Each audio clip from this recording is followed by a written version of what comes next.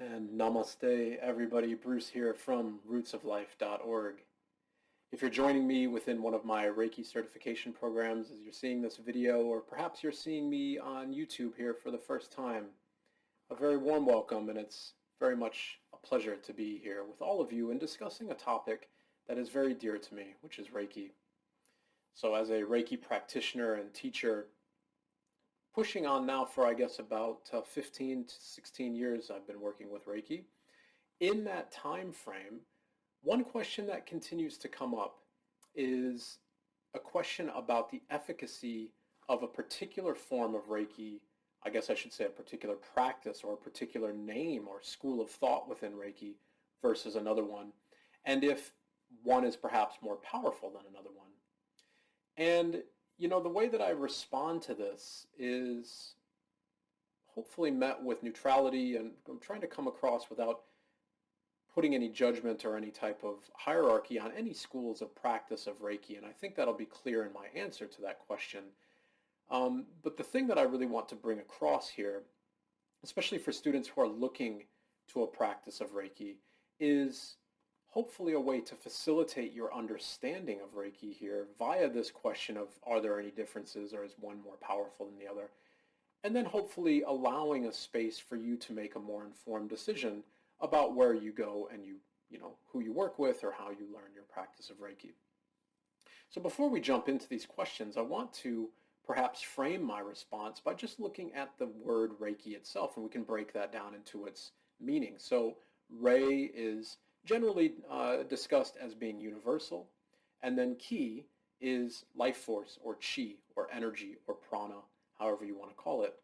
So if we look at the word Reiki, it just literally means the universal pulsation of all life, or the life stream or energy that moves through everything in the universe, right? So here in of itself, we can start to get a clue as to an answer, or at least a direction of thought to respond to that question of, is there one lineage that's more powerful than the other, or one line of Reiki that is more effective than another? We're talking here fundamentally about the energy of the universe. Now, that's not a grandiose concept. It's the energy within me is the same energy as within you, as when the computer that I'm recording this on, the light that's illuminating this room, my house, the earth, everything in the universe has this energy at its core, right?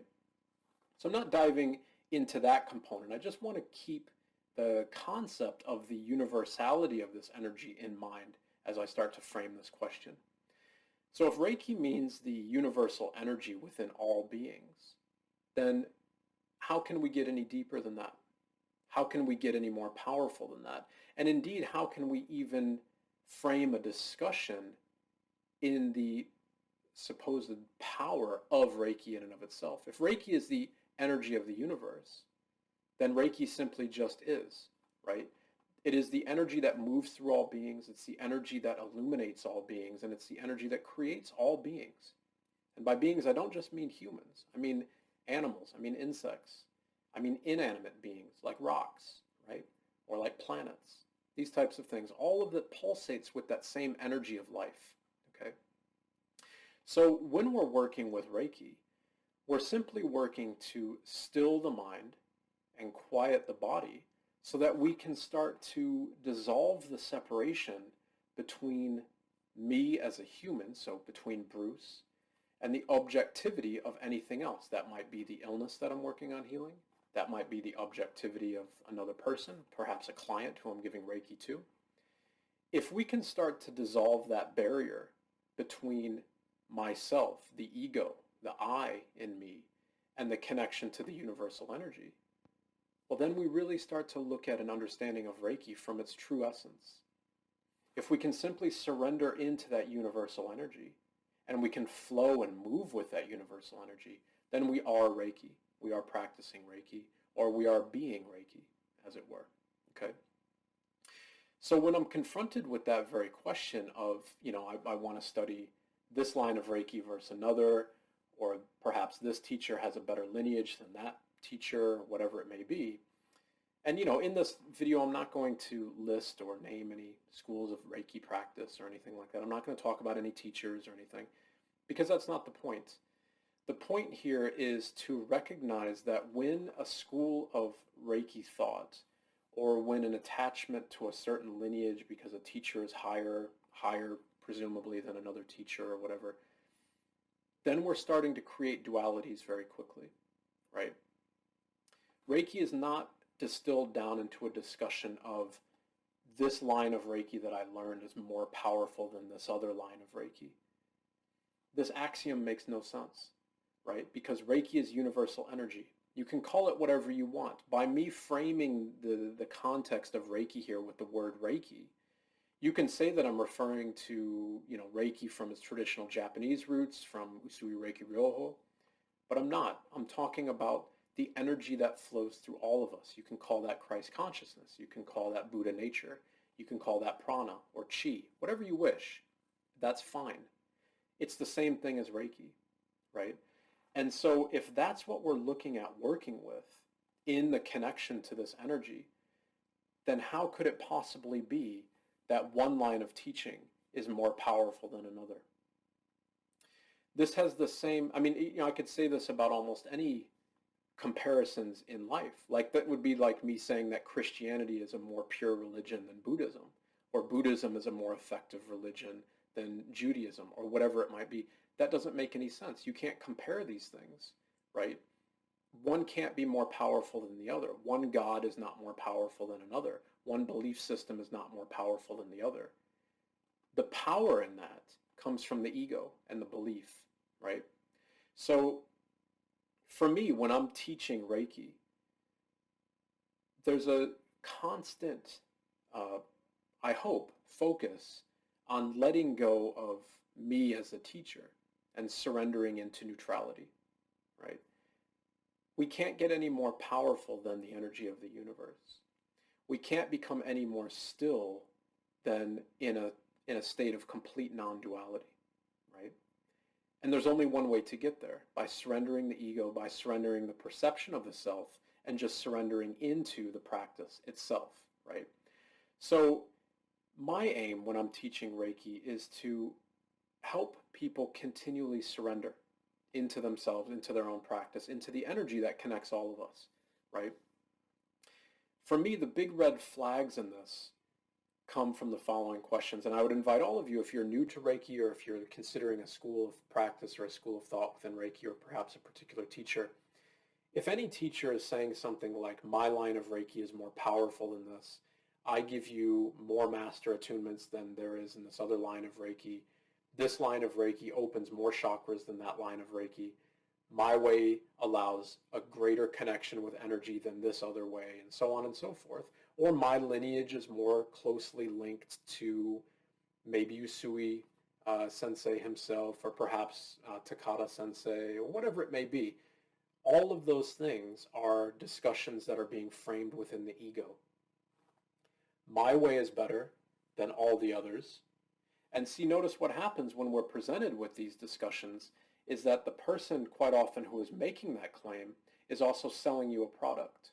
And they're also selling you that product within the framework of the thing that they're giving you is better or stronger than the other things that other teachers are giving you.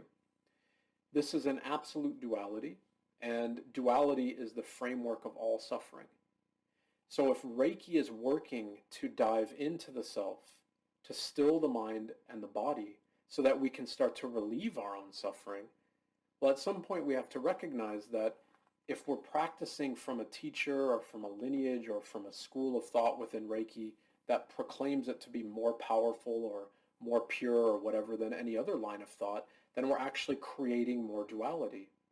We're creating within us a belief about ourselves that my practice is somehow stronger than the other person's practice or whatever.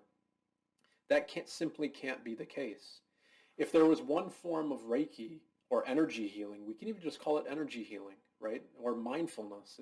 It's all the same thing. We don't have to get lost in the terms. But if there was one practice that was more powerful than another, then that's all that we would be doing.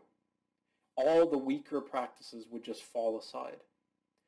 That hasn't happened because it's not possible. It's not the case, right? If you learn Reiki honestly, if you learn it from a teacher who stays humble, who stays honest, and who is constantly asking the individual the student or the client to look inside, to still and calm their own inner environment so that their own truth can come forward. That to me is the way to learn Reiki honestly, right? And let us not forget the precepts of Reiki, the guiding precepts at least of Usui Reiki Ryoho. One of those is just for today I will do my work honestly. So if I focus on that as one of my guiding precepts, then how can I proclaim that my practice of Reiki or the way that I teach is more powerful than anybody else? That doesn't make any sense. If I was to proclaim these things, then I would be selling a product or a belief in a product. Reiki is the surrendering of belief. It's the courage to turn inward and to release those narratives, right? So that we can finally then heal. Because our healing is based off of belief. The injuries and the suffering that we hold on to are there because we have a narrative about those, right? And so if we start to practice Reiki from a belief that it's a more powerful system, or, I hear these things all the time, like 5D chakra upgrades and opening all of your meridians, and when you're attuned at the master level, it's a more powerful attunement than this and that and whatever. How does any of that make any sense? Nothing can be more powerful than anything else, because how is that power even being defined? It's being defined by the ego, right? So again, just as a very quick summary, if you're new to Reiki, if you're looking as to try to figure out, maybe you go to this branch or that branch or whatever branch of Reiki you're considering learning, I think now there's probably 60 or 70 different types of Reiki, schools of thought and everything within Reiki. And by Reiki, I mean a collective term for energy healing, okay? If you're exploring any of those avenues for healing, then I would ask that you just keep in mind a couple of these questions.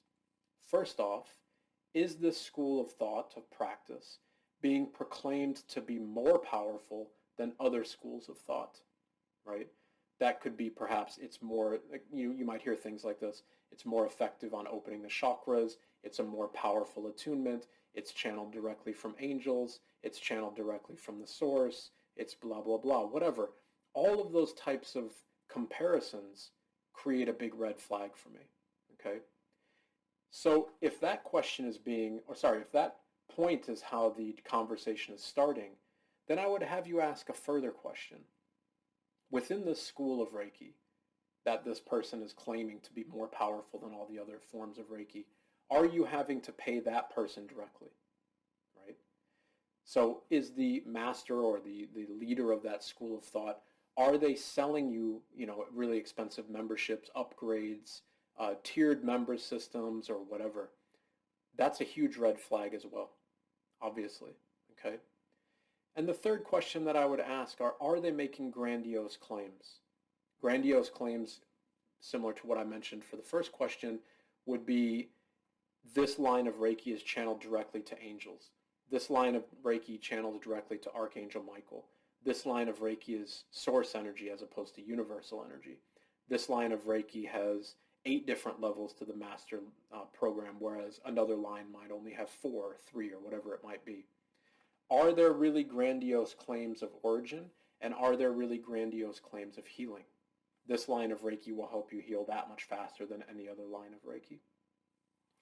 None of these things can possibly be the case because they're not true, right? Reiki is a practice of turning inward to the energy within all of us. We can't do that if our focus is fixated on Mikei Usui or if it's fixated on any other teacher. We have to recognize that we are the universe within us. We are Mikei Usui and all the teachers because we're all linked via that energy. The ego will frame it in a way that is more conveniently packaged or sold or manipulated or created into a hierarchy. So always be on the lookout for that. Right? Seek out teachers who are teaching from an honest and humble perspective. One way that I like to talk about this in my programs is that it's my desire to become an anonymous link in the chain. It's obviously an honor and a deep privilege of mine to teach all of my students. And I hope to teach Reiki from the same honesty and compassion and kindness and humility that it's been taught to me by my teachers. So that if we step away from the idea of lineage, hopefully all the information that has been given to me from my teachers seamlessly transitions to all of my students, so that eventually we just become anonymous links in the chain. And you see this as a reference or a metaphor for universal energy, indeed, isn't it? Because universal energy permeates everything. So if I start my own tree or my own school of thought with Reiki or my own practice with Reiki, then what am I doing? I'm becoming an obvious link in a chain. That's the ego, and the ego is driving that belief. Now, to be fair, it's not to say that there's not benefit in learning from people. Perhaps we need to put our faith into gurus or people that have a big name or making really grandiose claims and all of that. That can very well be the case. Perhaps, you are an individual that just has a hard time understanding how Reiki works and we need a really big persona to help us get into that space. That's totally fine, right? You're still walking on your path, and hopefully at some point, Reiki can again become something that you just surrender into without the name or the guidance of somebody who is making really grandiose claims. So I hope that discussion helps everybody on their journey into Reiki. I hope maybe that helps you make decisions on who you teach with, on who you learn Reiki from and who you practice with. And also I hope it's something that perhaps as a practitioner, when you're seeing clients and so on, perhaps we can keep all of this practice in mind, right?